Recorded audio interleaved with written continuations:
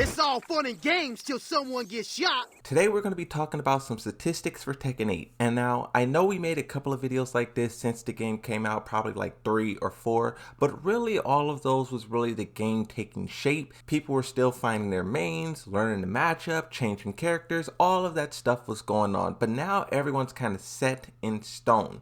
And these statistics look very different from the statistics that we previously seen. So I want to break it down very thoroughly. But before I do, check out this gnarly clip of me key charging, flashing this helpless Harang player. My best clip of Tekken 8 so far. Oh yeah, we're gonna key charge. And then flash! Oh, get cooked, you scrub! Oh my god, get cooked! I also made the guy plug. I'm extremely happy about that. Now, also something I want to mention too is, I don't know if you guys are aware, but Harada officially revealed every character's birthday, their official birthdays. And I took about like 3-4 hours, literally, to put this graph together, put all the characters on their dates. So you guys can take a look at this, take a screenshot of it, send it to your mom, send it to your grandma. This is where all the characters are. I spent a lot of time making sure this is also correct. With that out of the way, now let's talk about the real deal stats. Once again, we got to give credit to two people. One, this person here on Twitter who makes the graphs for us, and then we also have Not Quite Factual on Reddit who gathers the data. So there's two people working in tandem to bring us this information. The first chart that we got to look at is the rank distribution. Here's the graph for May 11th. So this is the last one. And as you can see, Garyu is this big spike, and it's kind of been like that, right? That's the most stacked rank. That's where players hit that brick wall and they can't pass it. If you think about the Eddie bot 333 spam, that Eddie bot also hit that wall and couldn't pass it.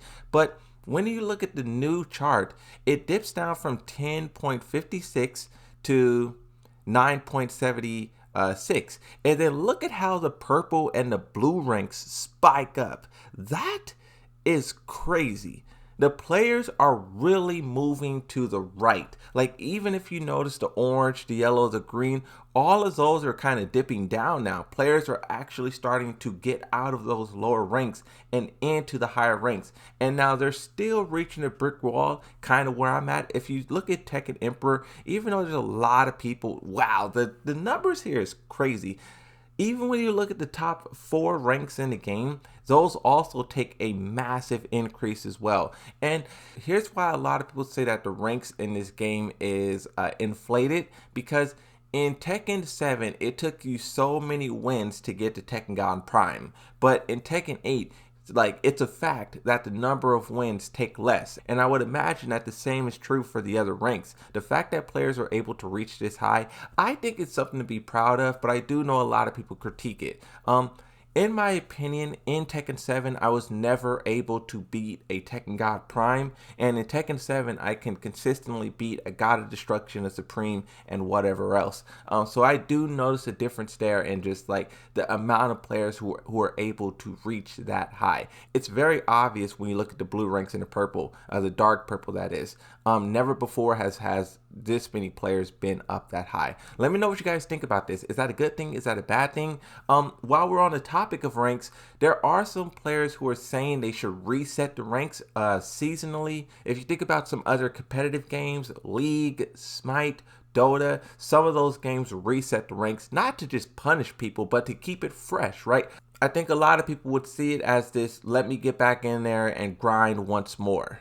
Oh, and what I like about this too, you can also see, so this one you can see the green. You can see plus 29%, plus 87%, plus 64%, 62, 50. That's crazy. So you can really see all of these reds. Look at all these reds.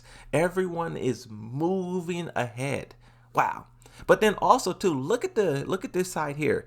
The beginner plus 62. Correct me if I'm wrong, but this means that more people are playing the game, because as soon as you turn on your game, you go online, that adds to the beginner stats. So more players are still funneling in, going into silver, going into light blue, and then they're now learning the game and moving forward. So I love to see that. Next, let's talk about the actual places where the characters are at, the placements. This is also really fascinating. So once again, if we start off with the one from a little while ago, here's where it's at. Talking briefly about this one, I noticed that Eddie was #1 and then he quickly fell to 14th place. The Asuka players, they pointed out in the comment section that this is the first time ever where Asuka has surpassed Jun Kazama. We know that the developers said Jun Kazama struggled to gain popularity in past games. You talk about Tag 2, you talk about Tekken 2. You can argue that's why the character was removed. I did a whole video about that. Jun Kazama and how popular she is versus how much she is played is something that will never ceases to amaze me. Especially when you talk about Asuka, people say Asuka's trash, but she now surpassed her. And then also something that I was personally noticing about this, everyone says Fang Wei was the strongest character in the game. But before the nerfs, he still wasn't even that high up. Zhao Yu was higher than him. And we know Zhao Yu is a character who struggled to gain a lot of players because her fighting style is so difficult. And then right next to her, you have a character like Alyssa. Alyssa is the complete opposite. This character is super easy in comparison to Zhao Yu, and these characters are still right next to each other. But Leroy Smith, this character was in the trash can with Shahid, but now he's up high. In the current ranking statistics, here is what it looks like. Jin and King still #1, Reina still #3, Kazuya is still up there #4, Harong and Brian. Wow, so Harong, okay, so the top 5 has not changed, but Brian Fury was down in like 9th place, and then he skyrocketed to 6th. I don't know if that's because of the buffs he's gotten, probably, but Brian Fury is climbing back up. And here's the thing about Brian Fury. Brian Fury in Tekken 7 was the top 4 most popular character in the game. Where's Paul Phoenix at? Paul Phoenix increased a little bit. Paul Phoenix was also one of the most popular characters in Tekken 7. And now I noticed going into Tekken 8, these characters wasn't as powerful. And I'm assuming all of the people who were playing them switched to a different character. Maybe King, Jin, or whoever, Reina. But it seems now that those characters are getting buffed, a little bit of love, people are starting to return to them. I was fighting so many Paul Phoenixes online, it was absolutely insane. So I'm assuming that the statistics will continue to climb, considering everyone knows how powerful he is. Law, he also climbed up as well. Dragunov is kind of maintaining, even though he's not OP. Lily, she dipped down a little bit and probably will fall even. Wait, was she? She was nerfed. Yeah, she was nerfed, so she'll probably continue to fall as well. Steve Fox. Oh, Steve Fox fell crazy. See, this is the thing about Steve Fox, right? Steve Fox was just buffed, and a lot of Steve Fox players who I asked in like live streams and whatnot, they love the character, they love the changes.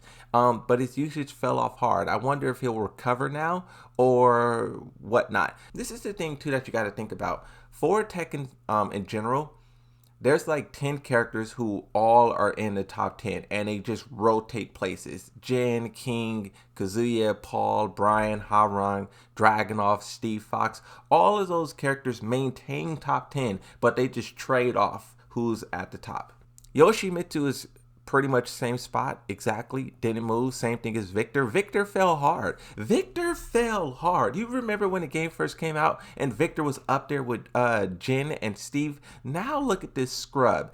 Everyone is leaving this guy, abandoning him, and I'm pretty sure if like after the nerfs is probably going to continue. Oh my god. So you remember how we were just talking about how Asuka was over Jun Kazama? Not anymore. The Jun Kazama players just took their spot back. Thank you, that's mine. It's interesting, the back and forth between these two characters. Both of these characters got a little bit of love in this update, so it's I don't think they will go that high because it's just like, I don't know, like the characters in ahead of Jun and Asuka is like very popular characters, so I really don't see them surpassing them. So people switched to Leroy because he was buffed, right? But now they're switching off of Leroy and he's falling back down to the bottom. That's crazy. People, like, when a character's updated, all the hype, all the attention is on them. Everyone rushes to go play that character. And then after the hype died down, the character falls off. We're going to hit him with a rage chart. Oh my god, what a scrub. Oh, he plugged. Oh, he